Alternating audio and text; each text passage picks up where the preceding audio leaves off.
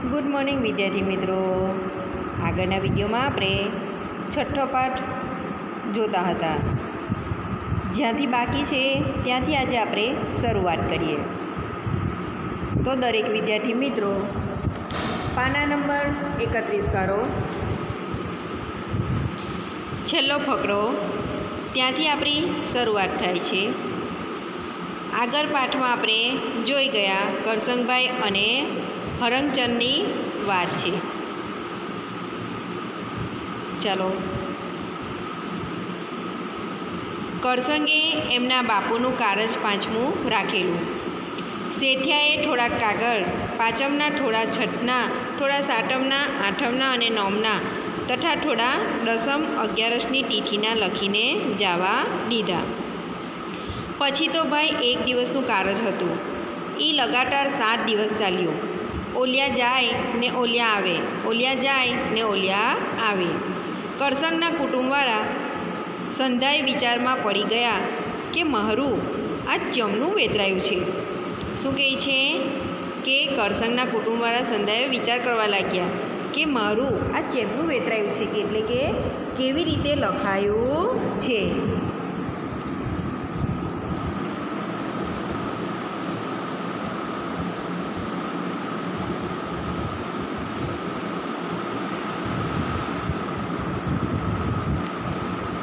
અલિયા મેલાના કાગળ કોની પાસે લખાવ્યા હતા? શું કહે છે કે અલિયા મેલાના કાગળ કોની પાસે લખાવ્યા હતા?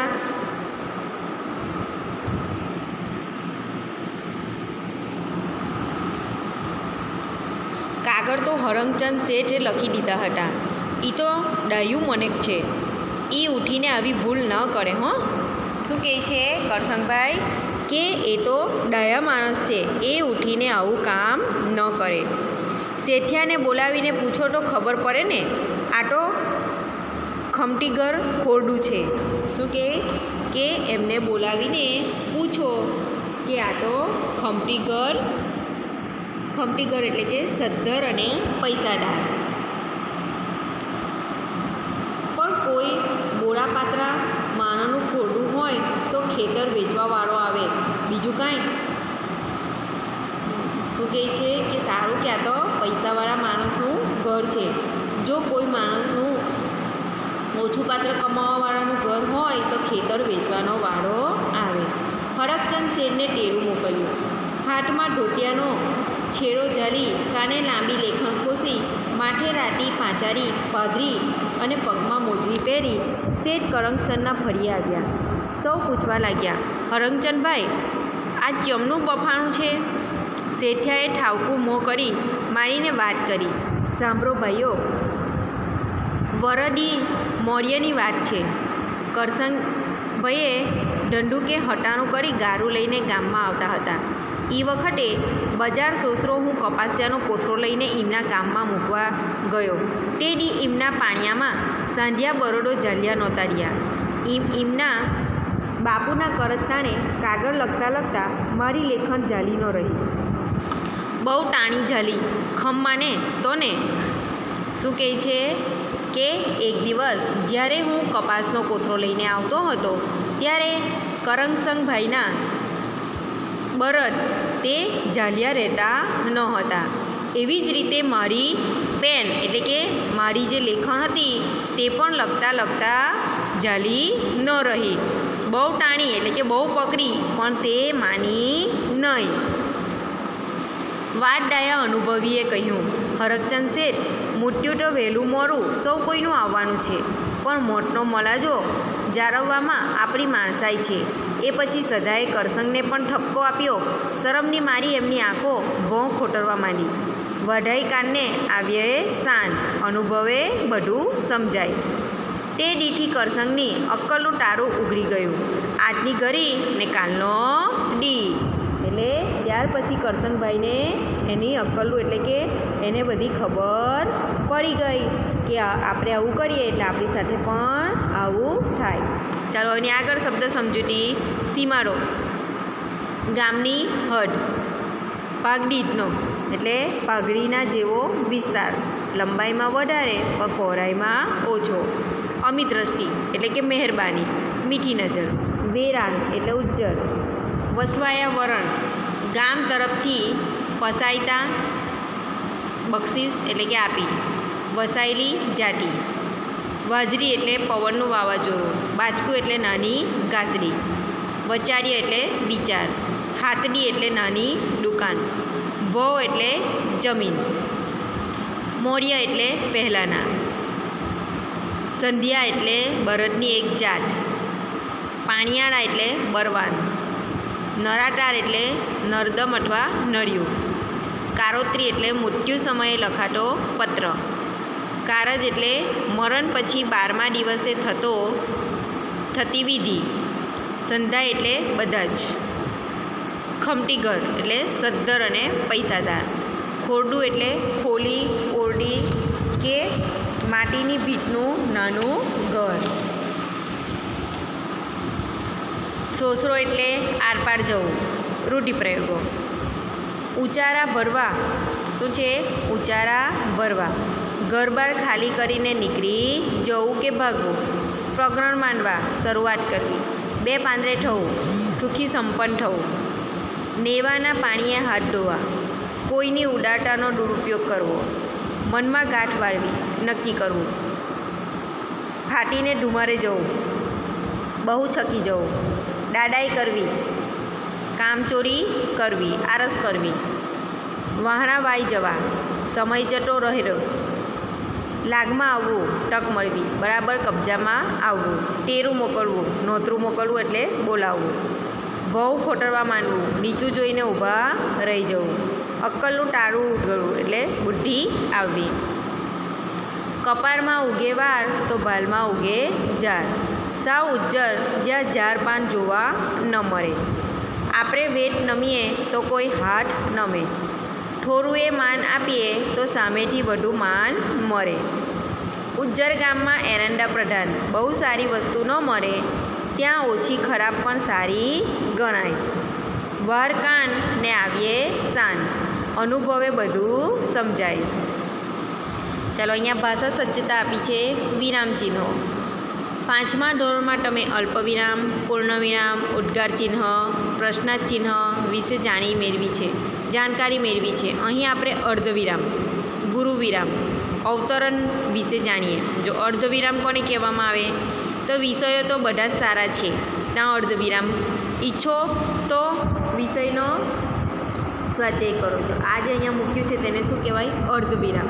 એક મીંડું અને આમ. માને જોઈએ રાજી રાજી થઈ જણાવું. માને જોઈ રાજી રાજી થઈ જવાયું, જાણે સઘરું જ મરી ગયું. ત્રીજો નંબર છે સહુજન ચંપી ગયું, નરી નીરવતા. બે વાક્ય જ્યાં ભેગા થાય છે ત્યાં આ અર્ધવિરામ મૂકવામાં આવે છે. આગળ જોઈએ. જે વાક્યખંડમાં અલ્પવિરામનો ઉપયોગ થઈ ચૂક્યો હોય તેવા વાક્યખંડોને જોડવા માટે અર્ધવિરામનો ઉપયોગ થાય છે. બીજી રીતે કહીએ તો આવા વાક્યો બોલતી વખતે કે મોટેથી વાંચતી વખતે દરેક વાક્યખંડમાં અલ્પવિરામ પાસે તમે અટકો. જે અટકવું ભાગ્યે જ અટકવું કહેવાય, તેમાં પ્રમાણમાં અર્ધવિરામના ચિહ્ન પાસે વધારે અટકવું પડે. બોલચાલમાં આ બાબત તરફ આપણું ધ્યાન ભાગ્યે જ જાય છે, પરંતુ સામાન્ય રીતે લેખનની આ લાક્ષણિકતા છે એમ કહી શકાય. ગુરુવિરામ. એના માટે જૂના કાળની એક કહેવત કહેવામાં આવી. કપાળમાં ઉગે વાર તો ભાલમાં ઉગે ઝાર. એમનાથી બબડી જવાયું. મહારાણા રજપૂતે કરી છે ને કાંઈ. ચાલો, ઉપરના વાક્યમાં ગુરુવિરામનો ઉપયોગ થાય છે. વાક્ય પૂરું થતું નથી, નહીં તો પૂર્ણવિરામ આવે, પરંતુ એ વાક્યની સાથે જોડાયેલ એક બીજું વાક્ય હવે આવે છે તેનું સૂચન ગુરુવિરામ કરે છે. ટૂંકમાં ગુરુવિરામનું ચિહ્ન એમ સૂચવે છે કે વાક્ય પૂરું થયું હોય એવા પ્રકારનું છે ખરું, પરંતુ હવે પછી પણ કશુંક આવે છે. અવતરણ ચિહ્ન. એ કરંગસંગભાઈ ઘરી 7 બરડિયાને તાણીને ઝાલો ને. ભૈસાબ કપાસિયા ભરીએ કોઠી થોડી ન ફાટી જાય. ભલા થઈને આટલું બાચકું લેતા જાઓ. જ્યારે કોઈ વ્યક્તિને કહેલી વાત બરાબર એના જ શબ્દમાં કહેવાતી હોય ને ત્યારે અવતરણ ચિહ્ન વપરાય છે. શું કહેવામાં આવે છે કે જ્યારે કોઈ વ્યક્તિને કહેલી વાત બરાબર એના જ શબ્દોમાં કહેવાતી હોય ત્યારે અવતરણ ચિહ્નનો ઉપયોગ કરવામાં આવે છે.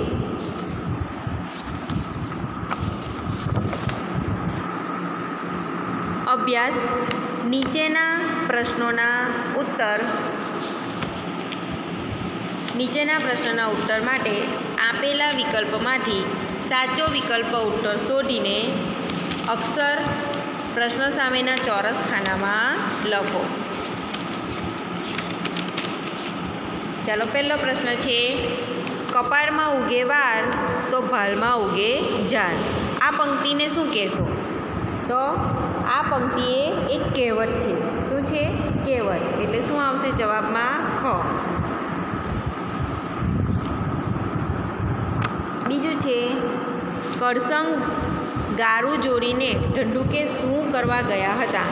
તો તમને બધાને ખબર જ છે શું કરવા ગયા હતા? બોલો તો. હટાણું કરવા. શું કરવા ગયા હતા? ખરીદી કરવા. હટાણું એટલે ખરીદી કરવા.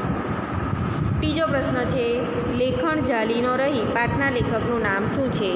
તો લેખણ ઝાલી ન રહી પાઠના લેખકનું નામ જોરાવરસિંહ જાદવ છે. આગળ જોઈએ, નીચેના પ્રશ્નના ઉત્તર એક એક વાક્યમાં લખો. પાગડીપને કયા બે પ્રદેશ પથરાયેલા છે?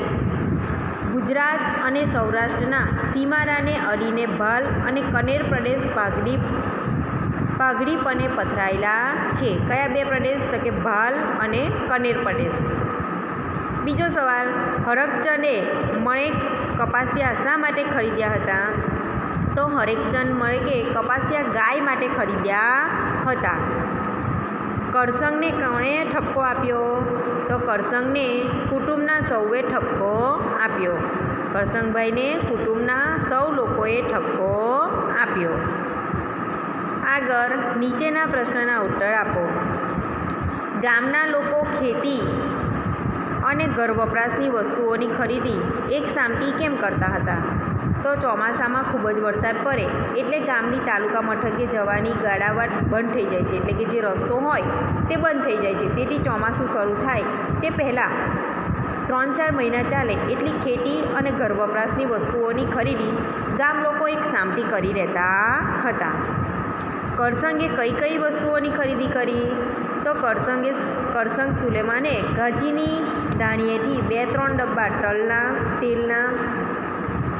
તેલના, મોદીની દુકાનેથી ગોળનું ભેરિયું, દાળ, ચોખા, મીઠું, મરચાં, લસણ, કોથળા ભરીને બટેટા અને ડુંગળીની ખરીદી કરી હતી. હરખચંદના લમણામાં કઈ વાત રહી ગઈ હતી? તો હરખચંદ કરસંગના ગામમાં ત્યારે કોથળો નાખવા ગયા. એમને જોઈને કરસંગે બળદોને ડચકારો કરી ગાળું હાંકી મૂક્યું. ઉપરથી કરસંગે કહ્યું કે બળદ તાણી ચાલ્યા રહેતા નથી. આમ કરસંગે દાડાઈ કરી. આ વાત હરખચંદના લમણામાં રહી ગઈ. કોણે દાડાઈ કરી? તો કરસંગ શેઠે. હરખચંદને શા માટે શરમાવવું પડ્યું? કરસંગના બાપુના કારજનો પ્રસંગ હતો. હરખચંદને કાગળ લખવા બોલાવ્યા. હરખચંદને વેરનો બદલો લેવાની વૃત્તિથી કાગળો લખવામાં એવા ગોટાળા કર્યા કે પ્રસંગ બગડ્યો અને મોતનો મલાજો ન જરવાયો. કોઈ ડાયા માણસે કહ્યું કે કરસંગ તો અભણ હતો, પણ હરખચંદ તમે આ શું કર્યું? હરખચંદને ભૂલ સમજાણી ને એમને શરમાવવું પડ્યું. હવે આગળના વિડીયોમાં આપણે આગળનું સ્વાધ્યાય જોઈશું.